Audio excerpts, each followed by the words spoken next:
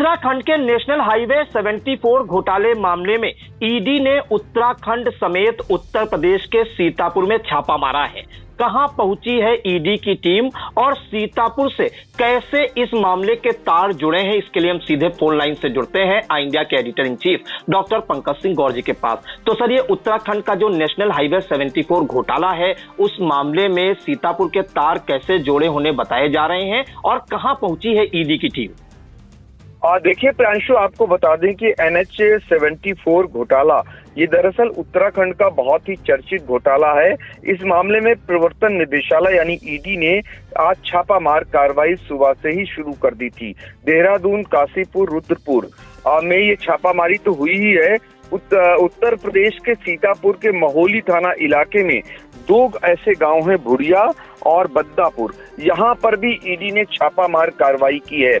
सुबह करीब 4 बजे के आसपास बताया जाता है कि बद्दापुर में 3 इनोवा सवार अफसरों की टीम पहुंचती है और यहां पर छापामार कार्रवाई शुरू कर देती है। इसके अलावा 4 इनोवा की जो टीम है, उसमें जो अधिकारियों की टीम है वो भुड़िया है, बगल में ही गांव, ये महोली थाना इलाके में आता है। यहाँ पर जाकर के यहाँ छापामार कार्रवाई करती है।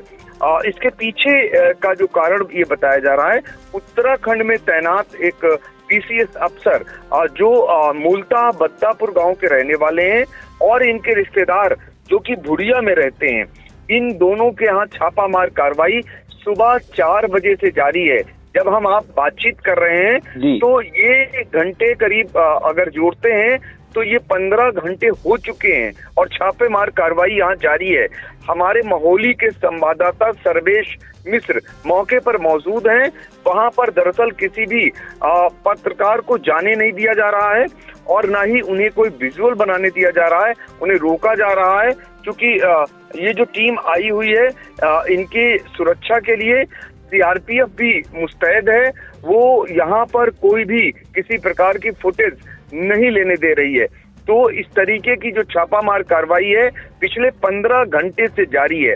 अब जरा आपको बताते हैं कि ये जो घोटाला है, इस घोटाले के पीछे जो बताया गया है वो ये बताया जा रहा है कि दरअसल NH 74 ये उत्तराखंड का जो है, यहाँ पर NH 125 के चौड़ीकरण के लिए जो भूमि अधिग्रहण प्रक्रिया में भ्रष्टाचार हुआ था, उसी को लेकर ये छापामार कार्रवाई की जा रही है।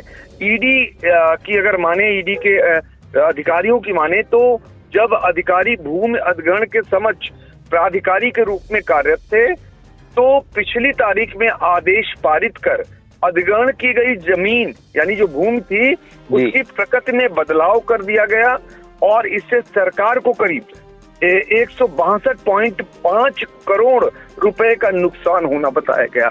यानी ये जो मामला है वो सीधे सीधे सरकार को क्षति पहुंचाने वाला मामला बताया गया। 162.5 करोड़ रुपए का नुकसान होना बताया गया। आरोप है कि जो अफसर तैनात थे उन्होंने कृषि भूमि को गैर कृषि घोषित कर अधिक मुआवजा राशि जारी कर दी। तो आप समझ सकते हैं इसी से जुड़ा हुआ ये मामला है और यह मामला 2017 में उत्तराखंड पुलिस द्वारा दर्ज किया गया और इसकी FIR दर्ज होने के बाद इसमें चार्जशीट भी लगाई गई थी। जांच में पाया गया कि जो है PCS अधिकारी समेत अन्य लोक सेवकों, राजस्व अधिकारियों, किसानों और बिचौलियों ने मिलकर सरकारी धन के दुरुपयोग की साजिश रची थी।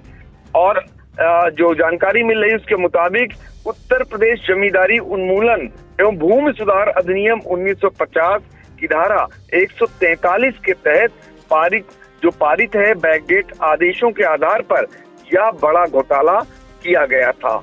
तो ये इस वजह से ये छापामार कार्रवाई होनी बताई जा रही है और जो जानकारी चल रही है उसके मुताबिक PCS अफसर जो बद्दापुर में रहते हैं उनके आवास पर ये छापामार कार्रवाई अभी भी जारी है। ये PCS अफसर हैं DP सिंह और इनके रिश्तेदार हैं भुड़िया में राजेश सिंह। इन दोनों के यहाँ छापामार कार्रवाई जारी है। साथ ही इनके देहरादून स्थित आवास पर भी एक साथ छापामार कार्रवाई हो रही है और बताते हैं कि छापामार कार्रवाई के दौरान घर में कोई पुरुष नहीं मिला। इस वजह से जो राजेश सिंह के रिश्तेदार हैं, उनके बेटे विकास को कई बार ईडी की जो टीम है वो बुढ़िया से बद्दापुर लाई है। तमाम दस्तावेजों की जांच पड़ताल चल रही है। जो इनोवा गाड़ियां हैं, जो इंडिया के महोली संवाददाता सर्वेश मिश्र जो मौके पर मौजूद हैं, उनके मुताबिक इनोवा गाड़ियां कस्बे में भी देखी गई हैं, यानी महोली में भी कुछ दस्तावेज जिनकी फोटो कॉपी कराई जा रही है, तो उनकी उपस्थिति है। क्षेत्र में एक समान कौतूहल मचा हुआ है। हर कोई जानना चाह रहा है कि आखिर इतनी बड़ी छापेमारी कार्रवाई जो अभी भी जारी है क्यों की गई, किसके यहाँ की गई। इसलिए जो अब तक की जानकारी मिली है, क्योंकि आधिकारिक रूप से कोई कुछ भी नहीं बता रहा है, लेकिन ईडी की मौजूदगी ने सनसनी सी फैला रखी हुई है और यही कारण है कि अब तक इसमें जो जानकारी मिली है, इसमें जो है अभी भी ये कार्रवाई जारी रह सकती है। तो ये जो निकल करके बात आ रही कि 15 घंटे होने के बाद भी आखिर ईडी की टीम कौन कौन से ऐसे दस्तावेज हैं जो वो तलाशने में जुटी हुई है।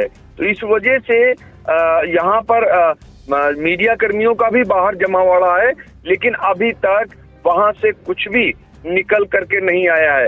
इस मामले में ये भी जानकारी मिल रही है कि विक्रमाजीत सिंह निवासी गिन्नी खेड़ा, ये उत्तराखंड में पड़ता है, काशीपुर उधम सिंह नगर, मनदीप सिंह निवासी गिन्नी खेड़ा और विक्रमजीत सिंह, मनदीप सिंह की फर्म 13 सीड्स और दिनेश प्रताप सिंह निवासी राजपुर रोड देहरादून के खिलाफ धन संशोधन अधिनियम के तहत कार्रवाई की गई थी और उसी मामले से जुड़ा हुआ ये मामला चल रहा है। इस मामले की जांच के लिए पूर्व मुख्यमंत्री जो उत्तराखंड के थे त्रिवेंद्र सिंह रावत, उन्होंने एसआईटी का गठन किया था।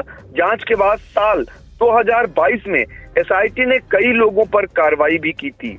वहीं ईडी ने भी कई आरोपियों की संपत्ति अटैच की हुई है। तो ये अपने आप में इस मामले में अगर निकलता है कुछ भी, तो निश्चित तौर पर ये आगे चलकर और भी बड़ी कार्रवाई बन सकती है। फिलहाल आपको बता दें, इस मामले में आरोपी पीसीएस अफसर के घर ईडी पहुंची हुई है और इस केस से जुड़े दस्तावेजों को खंगालने में जुटी हुई है। इस दायरे में उनके रिश्तेदार, उनके अपने खास भी आ गए हैं। जी बिल्कुल, तो बड़ी खबर इस वक्त निकल कर आ रही है।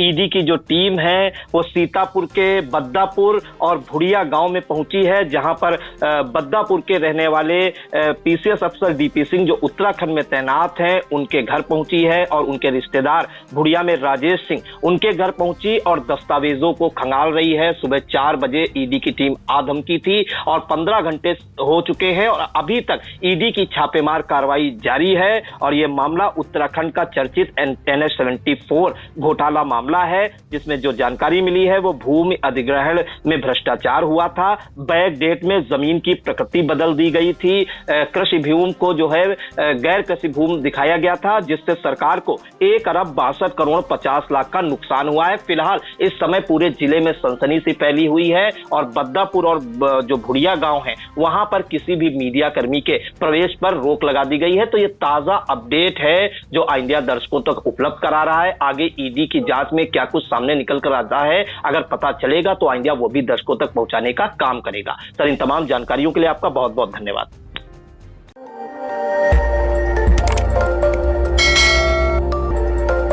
खबर आपकी, नजर हमारी। देखते रहिए आई इंडिया।